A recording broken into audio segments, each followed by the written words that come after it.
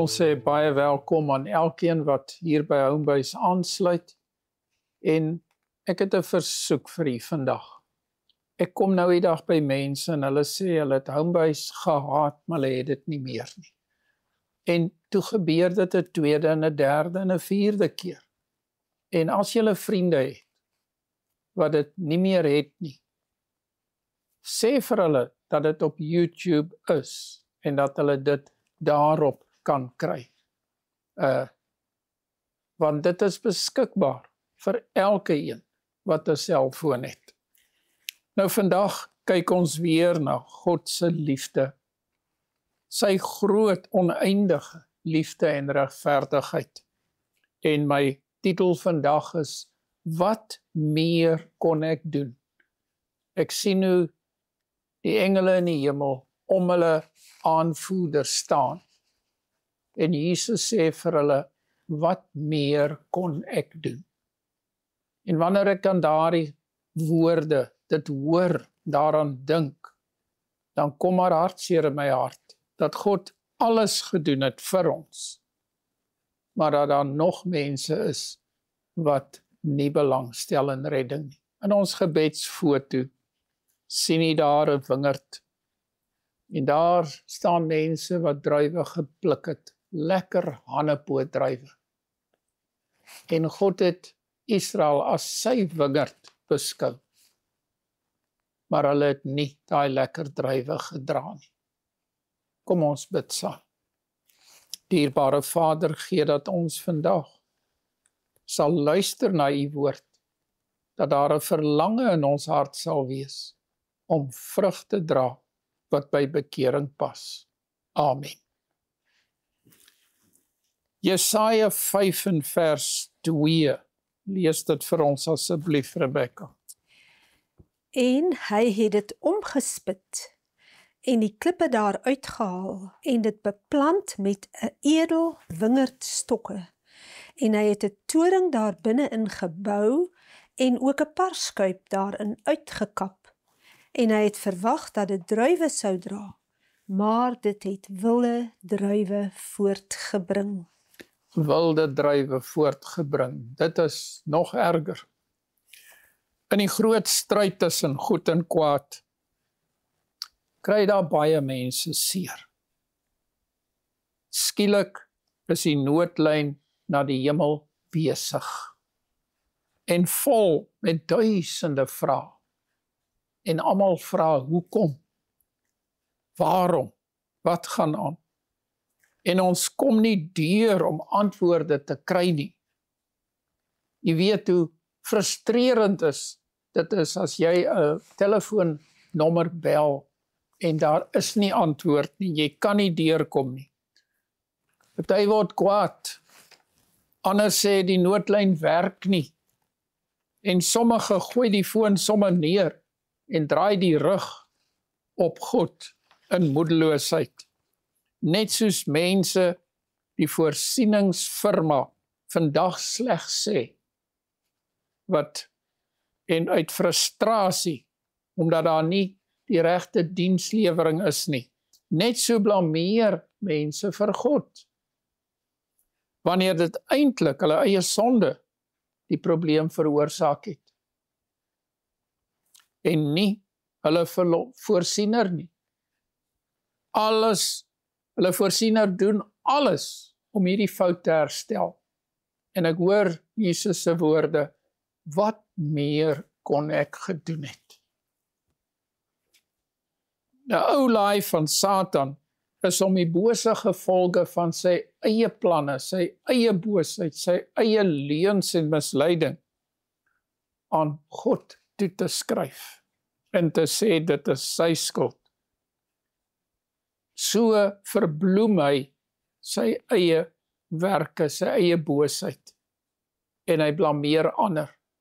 Van die dae van Adam en Eva in die tuin van Eden, waar hulle indirek vir God blameer, doen Satan dit nog vandag. Lees vir ons Openbaring 12 en vers 9. En die groot draak is neergewerp, die ou slang wat genoem word duiwel en Satan, wat die hele wêreld verlei. Hy is neergewerp op die aarde en sy engele is saam met hom neergewerp. As ek aan hierdie woorde luister en dit hoor, dan dink ek aan 1 of 2 leerlinge wat in my loopbaan dit vir almal so moeilik gemaak het. Hulle het gevra om uitgewerp te word, om geskort te word. Weet ek het met een mooi gepraat en gesê dis vir jou eie beswil. Probeer doen wat reg is. Die keuse is joune, maar hy wou nie. Hy wou die verkeerde ding doen. En toe het hy homself eintlik uitgewerk. En in die bygaande foto daar sien jy 'n telefoon wat daar hang. Die persoon was so kwaad dat hy hom stikkend geslaan het. En so kry mens mense wat tot God roep en dan nie antwoorde kry soos hulle dit wil hê nie. En dan hulle rug op God draai en die telefoon of gebed stikkend gooi. Soos Jesus Jakob se naam verander het van verleier na oorwinnaar, so het Lucifer wat ligdraer beteken, sy naam verander na die ou slang toe. En dit is vandag iets om te vrees, om voor bang te wees. En dit beteken die vervloekte. Kom ons kyk 'n bietjie na Lucifer se 'n paar van sy kenmerke. Watter 2 woorde gebruik Openbaring 12 vers 9 met betrekking tot verleiding? Hy verlei wie? Die wêreld. Die hele wêreld. En dan Matteus 4 vers 3 sê hy, As u die seun van God is. as, daar saai hy twyfel, hy glo nie in God nie, hy werk teen hom. En dan in Johannes 8 vers 44 sê Jesus dat hy die vader van leuns is. En in 2 Korintiërs 11 vers 3 het hy vir Eva bedrieg. 1 Johannes 3 vers 8 beskuldig hy. In Openbaring 12 vers 10 word hy genoem die aanklaer. En dan in Openbaring 13 vers 6 gebruik hy die woord laster. En in Job 1 vers 2 ook, hy laster God. Sagaria 3 vers 1, kla hy aan, hy is die aanklaer. En in Judas 9 sien ons dat hy in 'n woordestryd is oor die liggaam van Moses. En nou dink hy is die regeerder. En Johannes 12 vers 31 noem hom die owerste. In 2 Korintiërs 4 vers 3 en 4 ook. In Efesiërs 2 vers 2 praat dit ook van die owerste, die mag van die lig. En ons weet in Efesiërs 6 praat ook van die bose geeste in die lig. En 1 Johannes 5 vers 19, die mag van die bose. Dit is waarmee Satan hom besig hou. Met verleiding, met leuns, met moord, met swart smeerdery. Lees vir ons Johannes 18 vers 37. Wat sê Pilatus vir Jesus? Pilatus sê toe vir hom, is u dan tog 'n koning? Jesus antwoord, u sê dat ek 'n koning is. Hiervoor is ek gebore en hiervoor het ek in die wêreld gekom, om vir die waarheid te getuig. Elkeen wat uit die waarheid is, luister na my stem. Satan het hierdie mag begeer om koning te wees. Hy wou aanbid word. Maar hier kom Jesus en hy praat mooi met Pilatus. Hy sê ek is hiervoor gebore. En Pilatus sien dat hier nie aggressie is nie. Hier is nie selfsug nie. En hy kyk in daai rein skoon gesig en hy besef dat hy voor 'n regverdige man staan. Jesus, die waarheid oorwin vir Satan, die bedrieër, die aardsbedrieër, die leienaar, die beskuldiger. Hy wat wederregtelik die regerder van hierdie wêreld geword het. En hy oorwin hom geheel en al. Dit wat reg is, sal uiteindelik oorwin. Waarheid sal seëvier. Johannes 14 vers 30 asseblief. Die owerste van hierdie wêreld kom en het aan my niks nie. Jesus sê dit. Daar is nie 'n greintjie van Satan se idees wat hy in Jesus se kop in kon prent nie. Jesus sê ek het niks aan hom. En as ons na die bygaande foto kyk, dan sien jy daar 'n voet. En daai voet trap waar hy nie moet trap nie. Op die 2 tafels van die wet, soos wat ons daaraan dink. En daardie wet is stikkend getrap deur die mensdom. Eerste deur Lucifer wat gesondig het en toe uitgewerp is, wat nou jou slang genoem word. Deur God se wet te verbreek, breek hy die waarheid. Breek hy die waarheid? Nee, die waarheid kan nie verbreek word nie. Die wet word verbreek, maar waarheid bly altyd waarheid. Openbaring 12 vers 12.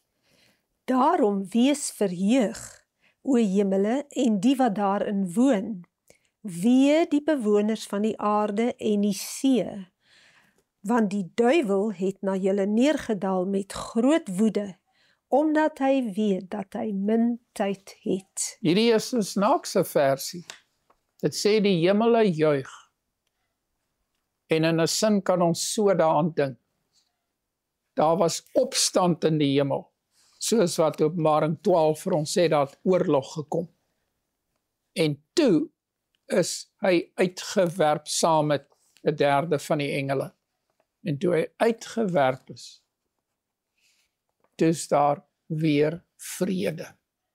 Weet wanneer jy iets wat boos is wegvat, dan is die kontras so groot, dan is daar weer rustigheid. En dit sê daarom wees verheug o hemele. Maar dan sê dit weer die bewoners van die aarde. Hoekom? Want die duiwel het na julle neergedaal met groot woede. Toe kom haal hy sy streke op hierdie planeet uit. Openbaring 11 vers 15.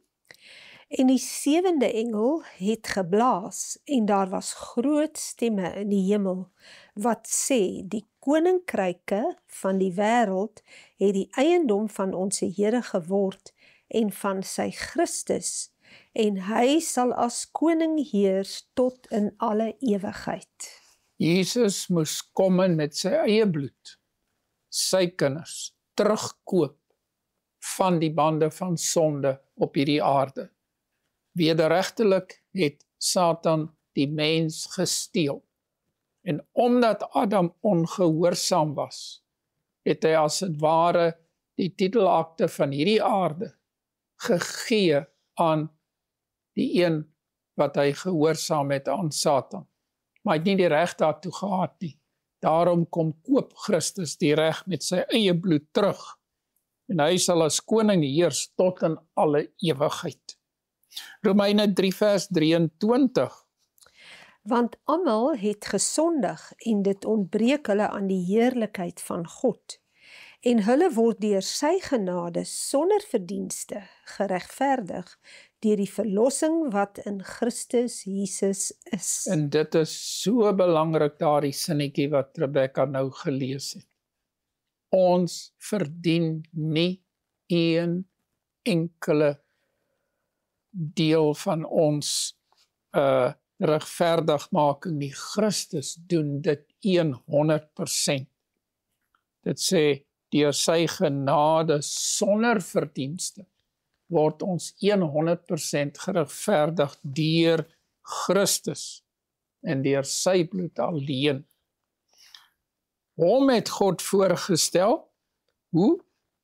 In sy bloed as 'n versoening deur die geloof, om sy geregtigheid te bewys, deurdat hy die sondes ongestraf laat bly het, wat van tevore gedoen is onder die verdraagsaamheid van God. Dit is so 'n mooi stukkie daarin. Wanneer jy glad nie weet van iets nie, kan jy nie as skuldenaar aangewys word nie. En daarom sê hy dat onder die verdraagsaamheid van God het hy daardie mense hulle sonde kwytgeskel, want reg bly reg en verkeerd bly verkeerd. Vers 26. Om sy geregtigheid te toon in die teenwoordige tyd, sodat hy self regverdig kan wees en regverdig maak wie uit die geloof in Jesus is. En nou in die teenwoordige tyd, wanneer ons in hierdie eeu lewe, nie meer in die middeleeue nie, weet ons wat reg en verkeerd is. Bybels is oral beskikbaar. En vandag tree hy regverdig op. Romeine 5 vers 8. Maar God bewys sy liefde tot ons daarin, dat Christus vir ons gesterf het, toe ons nog sondaars was. Ons het geen been om op te staan, om het so te sê, dat ons 'n verskoning het, dat ons nie weet vandag nie. As ek na die bygaande foto daar kyk, dan sien ek 'n tronksel. Daar waar sonde jou toegesluit het, waar jy onder die wet was, omdat jy oortree het, daar was ek toegesluit. Daar was die kinders van Israel in Egipte land, as slawe gewerk, en Farao moes dien. Christus het gekom, en hy die sleutel gebring en daai tronkdeur oopgesluit en ons is vrygestel. En daai tronksel is leeg. En dit alles deur Christus se bloed. Openbaring 12 vers 10.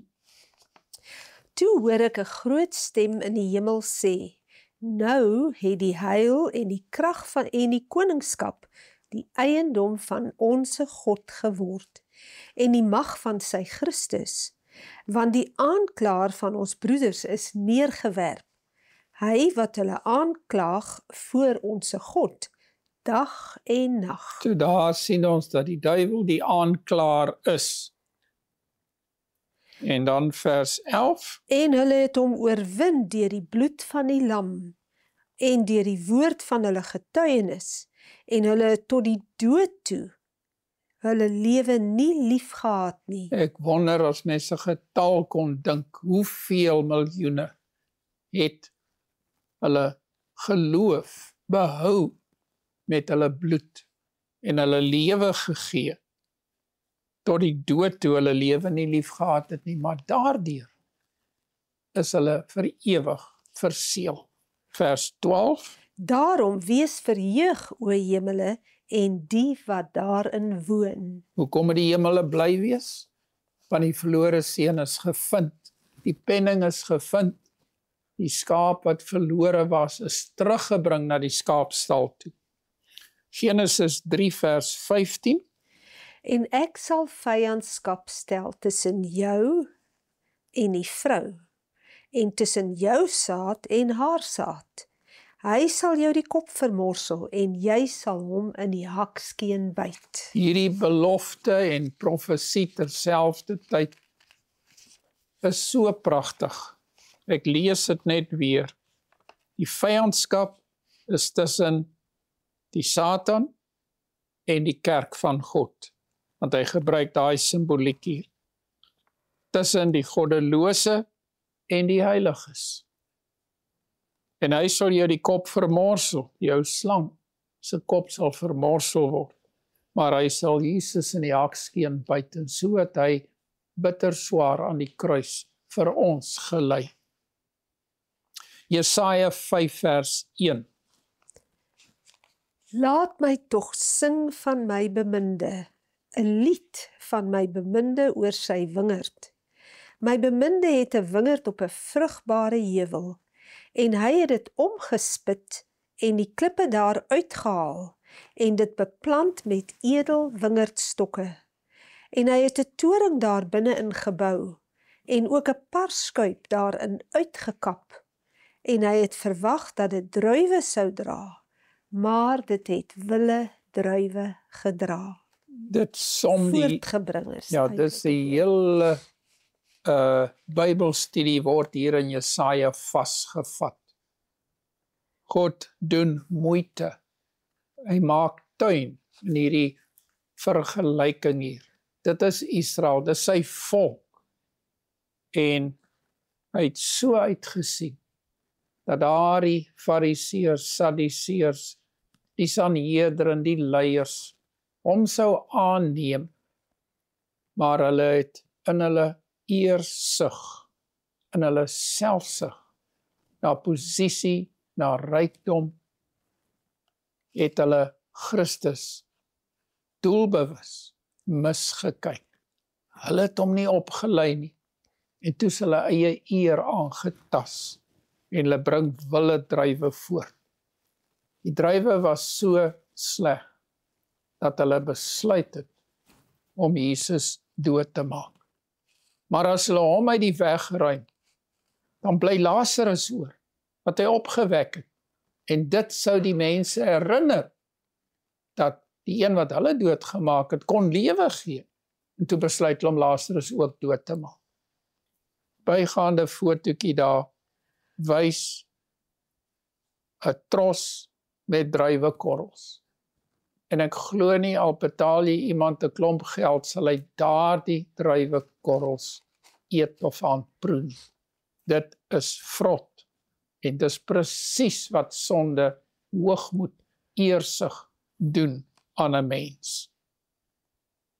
En dan vers 3 sê, Nou dan, inwoners van Jerusalem en manne van Juda, oordeel tog tussen my en my wingerd. Wat is daar meer te doen aan my wingerd wat ek daar nie aangedoen het nie? Waarom het ek verwag dat dit druiwe sou dra en dit het wille druiwe voortgebring? wat het die eienaar, wat in hierdie geval Jesus is, wat het hy gedoen aan sy wingerd? En die simboliek is hier pragtig. Hy het die klippe uitgehaal, hy het daai grond omgespit, hy het mis gegooi, hy het 'n toring daarin gebou, hy het 'n parskuip daar gebou, en hy het die druiwe opgelei, en hy het verwag dat dit goeie druiwe sou dra. En toe dit misluk. Nie omdat hy nie genoeg gedoen het nie, maar omdat die druiwe wat God se volk voorgestel het, besluit het, verkeerde besluite geneem het. Matteus 21 vers 33, luister na hierdie gelykenis. Daar was 'n sekere huisheer wat 'n wingerd geplant het, en hy het 'n heining daarom gesit, en 'n parskuip daarin gegrawe, en 'n wagtoring gebou, en hy het dit aan landbouers verhuur, en op reis gegaan. En toe die vrugtetyd naderkom, stuur hy sy diensknegte na die landbouers om sy vrugte te ontvang. Maar die landbouers het sy diensknegte geneem en een geslaan en 'n ander een doodgemaak en 'n ander een gestenig. Nou hierso, as iemand mooi luister na hierdie verhaal wat Jesus vertel, dan gaan hulle hier baie opgewonde raak. Party gaan kwaad word, mens maak nie so nie. Hoekom het Jesus so in gelykenisse gepraat? Almal het nie dadelik, duidelik, korrek verstaan wat hy bedoel het nie. Want die landbouers wat hy gestuur het, die eienaar was Jesus, en het sy profete gestuur, party het hulle geslaan, party het hulle gestenig, ander het hulle doodgemaak. Vers 36. Weer het hy ander diensknegte gestuur, meer as die eerstes, en hulle het met die net so gemaak. Op laas het hy sy seun na hulle gestuur en gesê, hulle sal my seun ontsien. Maar toe die landbouers die seun sien, het hulle onder mekaar gesê, dit is die erfgenaam. Kom laat ons hom doodmaak en sy erfdeel in besit neem. En hulle het hom geneem en buitekant die wingerd uitgewerp en doodgemaak. Dit is toe baie duidelik dat Jesus hier van homself praat, wat buitekant Jerusalem gekruisig is. Buitekant die wingerd uitgewerp en doodgemaak.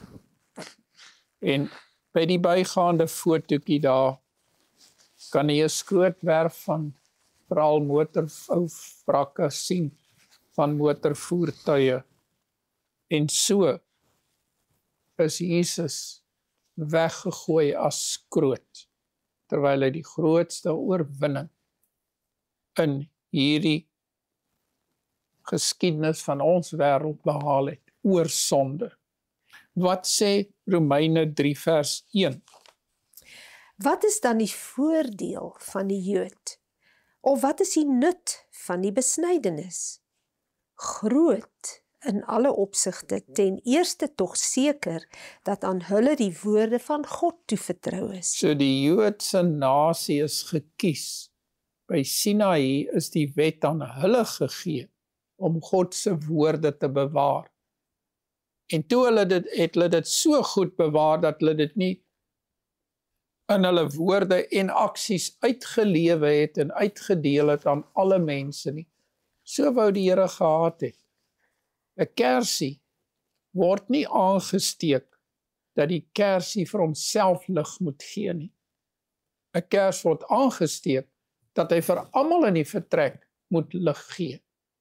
En so die Here hulle gekies, sy woorde aan sy volk toevertrou, om dit met almal te deel.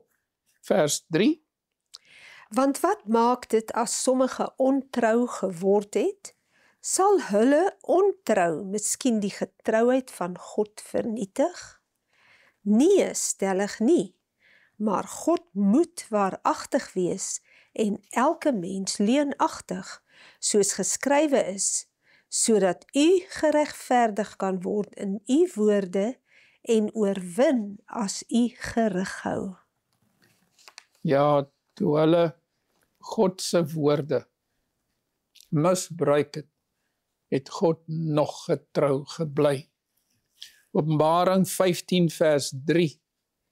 En hulle het die lied gesing van Moses, die diensknegt van God, en die lied van die lam en gesê, groot en wonderlik is u werke, Here God, Almagtige. Regverdig en waaragtig is u weë, o koning van die heiliges. Wanneer 'n aardse heerser so verwerp word, nadat hy goed probeer doen het aan sy volk, dan kan hy kwaad word. Dan kan hy verkeerde dinge begin doen. Maar God het waaragtig en getrou en liefdevol gebly, dwars deur hierdie optrede van Israel en watter volk ook al. Hy bly getrou, hy het alles gedoen vir sy wingerd. En hy is nog bereid om te lei, te vergewe en mense te red. Openbaring 19 vers 1. En na hierdie dinge het ek iets soos 'n groot stem van 'n groot menigte in die hemel gehoor, wat sê, Halleluja, die heil en die heerlikheid en die eer en die krag aan die Here onse God. Nou, wat vir my so mooi is hier, is dat soos hulle in Amerika het, daar het hulle 'n jury. En daar is 'n jury van miljoene engele, wat die stryd op hierdie aarde dophou. Ons besef dit nie elke dag nie. Maar die sondigheid van die mens, teenoor die getrouheid van God, word elke dag deur hierdie engele en hemelwesens van ander wêrelde wat nooit gesondig het nie, in die heelal aanskou. Hulle weet van ons en hierdie aarde. Hulle hoor die aantuigings wat Satan maak. Hulle sien hoe Satan mense probeer ompraat, mislei, en hulle verlei om aan sy kant te staan en teen God te werk.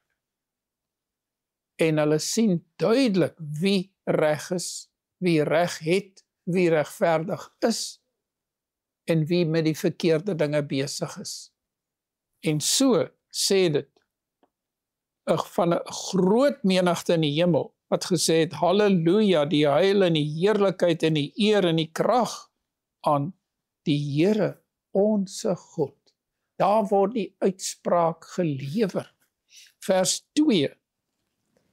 Want sy oordeele is waaragtig en regverdig, want hy het die groot hoer geoordeel, wat die aarde met haar hoerery verderf het. Hier word mense, stelsels en kerke wat afvallige leerstellings buitekant die Bybel, teen die Bybel verkondig, vergelyk met 'n onkuise vrou. Die Bybel gebruik 'n rein vrou vir sy rein kerk. En dan wanneer mense teen God draai, dan verwys dit na prostitusie hier. En daarom sê dit dat sy word geoordeel. Sy, die kerke, die instansies wat God se woord en wet nie aanvaar nie. En dan sê dit verder. En hy het die bloed van sy diensknegte op haar gewreek. Met ander woorde, hulle het verder gegaan as om valse leerstellings te verkondig. Hulle het hulle wat die ware leerstellings verkondig, vervolg en doodgemaak. Want het sê, hy het die bloed van sy diensknegte op haar gewreek.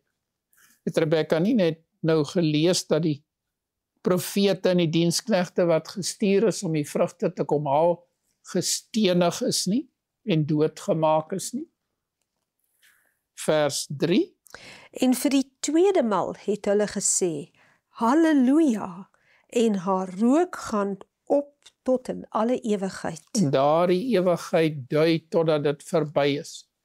Die bose word uitgeroei, soos wat 'n boer al die onkruid, die dussels en die dorings bymekaar maak en op 'n hoop gooi. Daai rook gaan op tot in ewigheid. Daai woord ewigheid dui op totdat dit verbrand is tot as. En dan vers 4. En die 24 ouderlinge en die 4 lewende wesens het neergeval en God aanbid wat op die troon sit en gesê, Amen, halleluja. Daar is getuies. Ek glo dat daardie wesens waarvan hier gepraat is, verlostes is van hierdie aarde en dat hulle neerval en God aanbid. Met ander woorde, die hemelse wesens, hulle sê halleluja. En die van die aarde wat ook getuies is, stem saam. Hulle sê ook amen, halleluja, want God is regverdig. Pragtige woorde. Vers 5. En 'n stem het uit die troon uitgegaan en gesê, prys onse God en al sy diensknegte en julle wat hom vrees, klein en groot. En ek het iets gehoor soos die stem van 'n groot menigte en soos die geluid van baie waters. Nou wanneer daardie woorde gebruik word, daar is nie woorde in ons taal om God se stem te omskryf nie. En dan sê dit hier, die geluid soos baie waters, of soos donderslag. Dit is die beste wat ons menslike taal God se stem kan verduidelik in hierdie stuk wat Johannes hier skryf. Ekskuus, lees weer. En 'n stem het uit die troon uitgegaan en gesê, prys onse God, al sy diensknegte, en julle wat hom vrees, klein en groot. En ek het iets gehoor soos die stem van 'n groot menigte, en soos die geluid van baie waters, en soos die geluid van sterk donderslae, wat sê, Halleluja, want die Here God, die Almagtige, het die koningskap aanvaar. Hy het sy koningskap aanvaar. Sonde is vernietig. Die bose is vernietig. Dit sal 'n heuglike dag wees. Ek sien so uit daarna. En dan sê 1 Korintiërs 6 vers 2 iets baie interessants. Weet julle nie dat die heiliges die wêreld sal oordeel nie? En as die wêreld deur julle geoordeel word, is julle dan onbevoeg vir die geringste regsaake? Hier tik Paulus 'n paar van die mense daar in die stad Korinthe oor die vingers, want hulle het mekaar hof toe gesleep. Hy sê, is julle nou van julle sinne beroof? Ons gaan mense vir ewig oordeel. Dit sal natuurlik in die 1000 jaar wees. En hy sê, dan kan julle nie hier regspreek tussen mekaar nie. En dan sê vers 3. Weet julle nie dat ons engele sal oordeel nie? Hoeveel te meer die alledaagse dinge? Nou, waar gaan mense engele oordeel?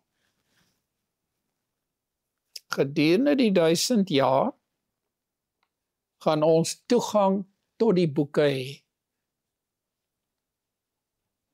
Met ander woorde, ons gaan soos ouditeur daai boeke nagaan en sien dat God regverdig gehandel het. Ook in sake Lucifer, wat Satan geword het, en op hierdie aarde sy bose werk voortgesit is, hy word geoordeel, en die derde van die engele wat saam met hom aan sy kant gestaan het, en hulle word geoordeel. En ons sal sien dat daar die oordeel van God om hulle uit te wis, is regverdig. 1 Korintiërs 4 en vers 5.